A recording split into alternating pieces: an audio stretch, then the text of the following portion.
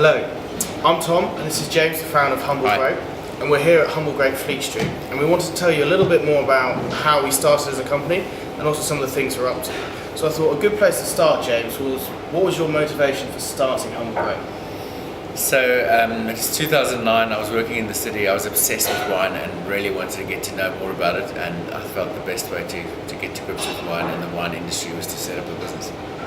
It's a good way of doing it. I mean, I think a lot of the people that work here all had other careers first, and their love for wine just made them want to gravitate towards a company like Humble Grape. So I think perhaps a good thing to start with is perhaps telling us about one of the first wines you imported. So this is one of the first wines we imported. It's Chinon.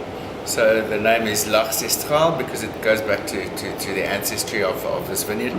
And the guy I imported it from was a cantankerous old Frenchman, and he really put me through my paces. He interviewed me for about 2 hours before he decided whether I was worthy or not to import the wine. And I loved it so much that we had to have it. So we brought this in, and he made us buy a whole lot of his other wine that we didn't want. But we still sell the wine to this day. We love it. Yeah, that's a fairly typical story for a lot of our producers. They're all sort of a little bit crazy, but they're super passionate about what they do. And they only let us sell the wines because they believe that we will sort of translate their stories and we'll look after the wines and sort of pass on the care that they spend in the vineyards. So Humble Grape is a pretty cool company. We do lots of different things. We've got 2 wine bars. What are the other things we do?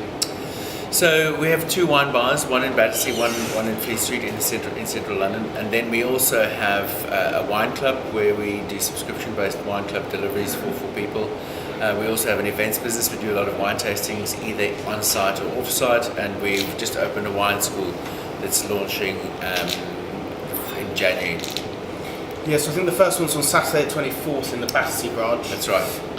And so what we like to try and do is educate a bit if people want to know about it. We use a pretty cool thing called phenotyping, which we explained to you last week.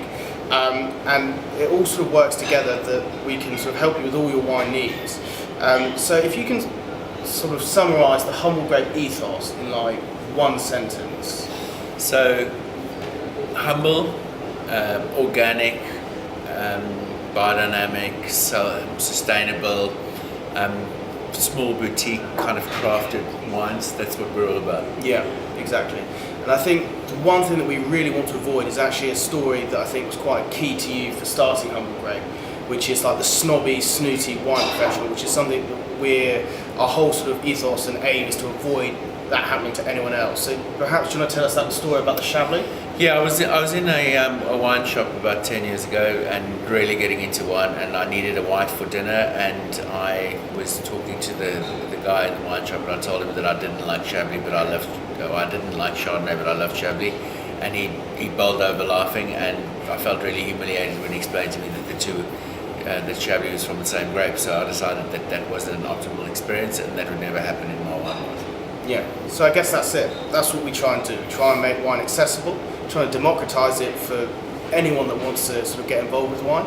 And we do that through our wine bars, our wine events, our podcast series, which you're watching now. And hopefully we'll see you soon. Cheers, bye. Thank you very much. Cheers.